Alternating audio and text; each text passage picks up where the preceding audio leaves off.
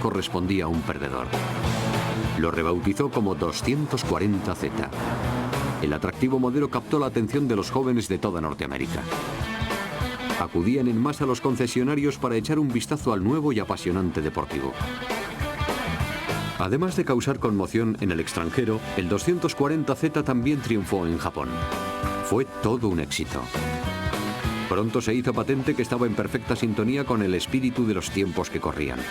Tenía estilo, ofrecía rendimiento y a un precio inferior a los 2.600 euros. Costaba menos que un Corvette. Destacaba en todas partes. La prensa automovilística reaccionó de forma inmediata ante el Z. Los editores se quitaban los coches de las manos en cuanto llegaban desde Japón y los retrataban en la portada de sus revistas. Los periodistas escribieron críticas muy halagadoras que no se parecían nada a la fría acogida que recibía la mayor parte de los coches japoneses. Pero para que lo aceptasen como coche deportivo de categoría mundial, Nissan tenía que demostrar que el Z podía ganar carreras. Participó en el Rally Safari de África del Este. Era una competición muy dura que demostró que el coche era algo más que otra cara bonita. Already more than half the entrants have retired. That's number 11 is running the wild plain of Uganda, closing in on a Porsche, the leader, and its 13-point lead.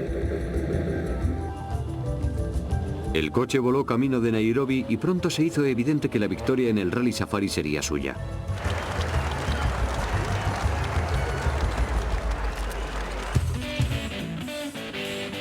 Muchos supieron ver su potencial para la competición.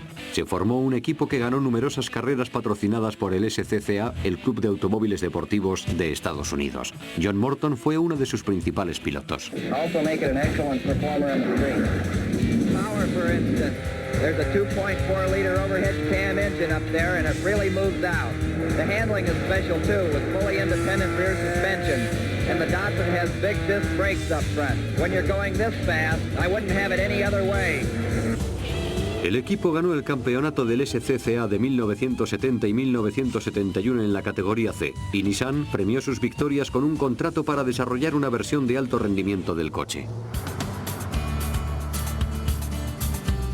La publicidad derivada de las carreras y las alabanzas de los medios dispararon las ventas. En 1970, un año después de su comercialización, un Z de segunda mano se vendía más caro que cuando estaba nuevo. Los fabricantes de coches estadounidenses solían menospreciar los coches japoneses antes del éxito del Z, y no supieron reaccionar a la invasión de coches pequeños europeos y japoneses.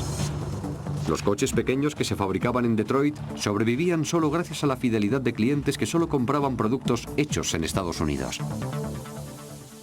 Y la situación estaba a punto de empeorar. Cuando la OPEP, la Organización de Países Exportadores de Petróleo, cerró el grifo en 1970 y empezaron a formarse colas en las gasolineras, los compradores recurrieron a los coches japoneses en busca de un menor consumo de combustible.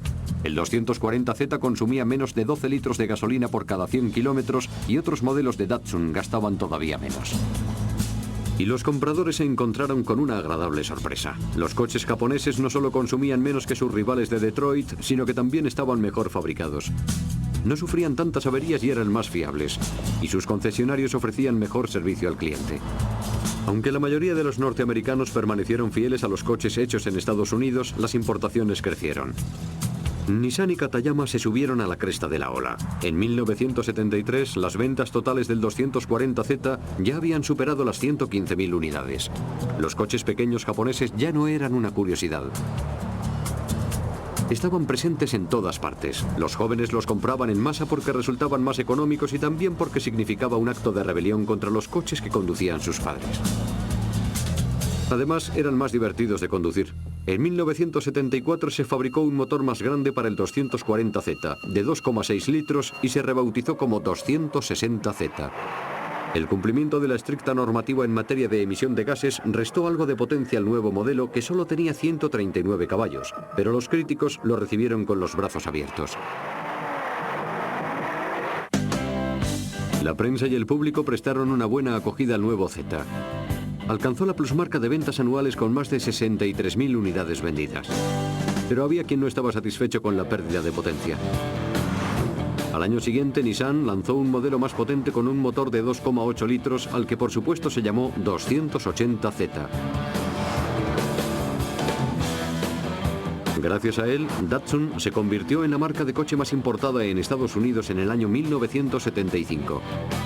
Era una gran hazaña que a su vez reflejaba la buena marcha de la empresa en casa. En 1974, Nissan tenía una cuota de mercado del 34% en Japón. Era una empresa a tener en cuenta. Pero aunque las cifras de ventas resultaban prometedoras, existían graves problemas de tipo organizativo que al final casi destruyeron la empresa. Katayama sabía que Nissan no podía dormirse en los laureles y quería sobrevivir en un mercado global cada vez más competitivo. Se enfrentaba constantemente a los ejecutivos de la central con propuestas de cambios. Su recompensa fue una invitación a la jubilación anticipada en 1977. Katayama pensaba que la empresa había perdido el rumbo. El tiempo acabaría dándole la razón. En la superficie parecía que las cosas marchaban bien. En 1979 se presentó un nuevo modelo de Z, el 280ZX. Era más grande y más lujoso que sus predecesores. El nuevo coche recibió alabanzas de los medios que lo presentaron como un serio contrincante para el Corvette y el Porsche. Las ventas se dispararon hasta las 86.000 unidades. Además ganó el campeonato del SCCA por 10º año consecutivo. En 1981 se le introdujo otro cambio, un turboalimentador que le proporcionó todavía más victorias. Y en 1984 se lanzó un modelo de Z especial por el 50 aniversario de Nissan, el 300ZX. Uno de sus pilotos más famosos era el actor Paul Newman. Había empezado a competir con el Z en 1979 y era más que un simple aficionado, era un competidor serio. Ganó la GT1 del SCCA en 1985 y 1986. Nissan estaba encantada porque representaba una gran publicidad para el nuevo Z. El 300ZX era más estilizado y tenía un motor más potente de 3 litros. La potencia del motor normal era de 160 caballos y la del turbo alcanzaba los 200. Fue el segundo modelo más vendido de Z, pero había quien opinaba que era demasiado lujoso.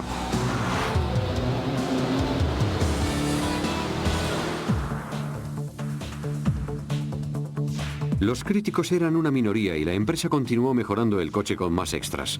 En 1990 se refinó su diseño y se le confirió un aspecto más agresivo.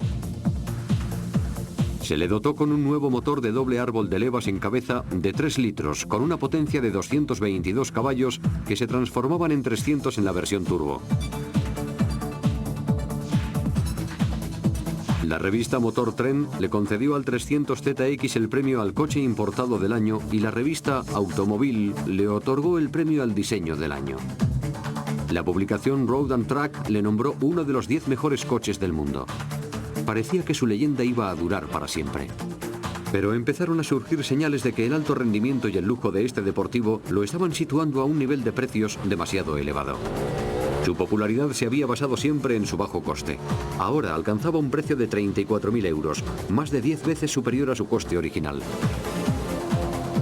Las ventas cayeron en picado, de casi 40.000 unidades en 1990 a poco más de 4.000 en 1995.